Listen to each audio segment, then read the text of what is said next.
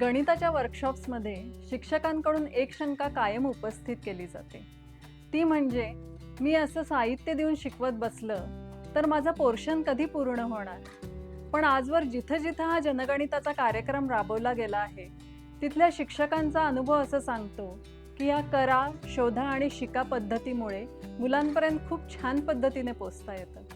अर्थात साहित्य वापरायचं, ते परत नीट ठेवायचं याचं सुरुवातीला ट्रेनिंग द्यावं लागतं. त्यामुळे एखादी गणितीय संकल्पना वस्तुभाषेत शिकवताना सुरुवातीला वेळ लागू शकतो. पण एकदा का मुलांना हे लक्षात आलं, वस्तू वापराची सवय झाली की मुलं खूप छान पद्धतीनं हे ग्रास्प करतात.